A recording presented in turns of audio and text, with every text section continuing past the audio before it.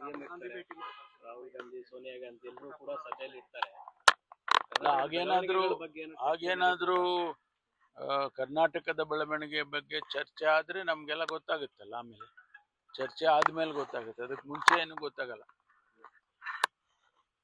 ದಾವಣಗೆರೆಗೆ ವೇಣುಗೋಪಾಲ್ ಮತ್ತೆ ಸುರ್ಜೇವಾಲ ಅವರು ಕೂಡ ಬರ್ತಾ ಇದ್ದಾರೆ.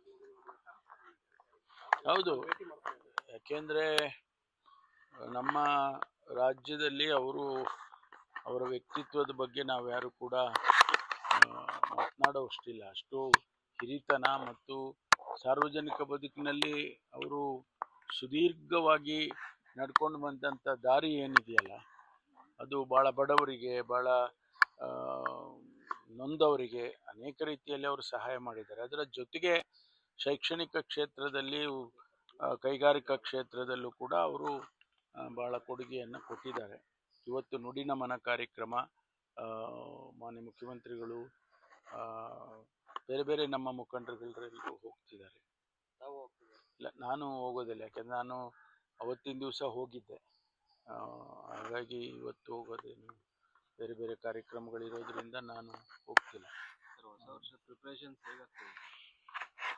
ಎಲ್ಲರಿಗೂ ಈಗಾಗಲೇ ಸೂಚನೆ ಕೊಟ್ಟಿದ್ದೇವೆ. ನಾಳೆ 28ನೇ ತಾರೀಕು ಅಂದರೆ ಭಾನುವಾರ ನಮ್ಮ ಎಲ್ಲ ಆಫೀಸರ್ಸ್ಗಳ ಸಭೆ ಕರೆದಿದ್ದೇನೆ. I will take the stock of the situation. ಎಲ್ಲ ಏರಿಯಾಸ್ದು ಕೂಡ ಈಗಾಗಲೇ ಅವರು ಎಲ್ಲ ಸರ್ವೆ ಮಾಡ್ತಾ ಇದ್ದಾರೆ. 28ಕ್ಕೆ ನಾನೇ ಖುದ್ದಾಗಿ ಸಭೆಯನ್ನು ಕರೆದಿದ್ದೇನೆ. ಅದರ ಬಗ್ಗೆ ಚರ್ಚೆ ಮಾಡಿ ಯಾರ್ಯಾರಿಗೆ ಏನೇನು ಸೂಚನೆ ಕೊಡಬೇಕೋ ಅದೆಲ್ಲ ಕೊಡ್ತೇವೆ.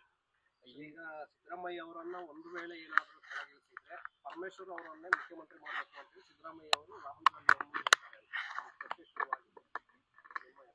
No comments.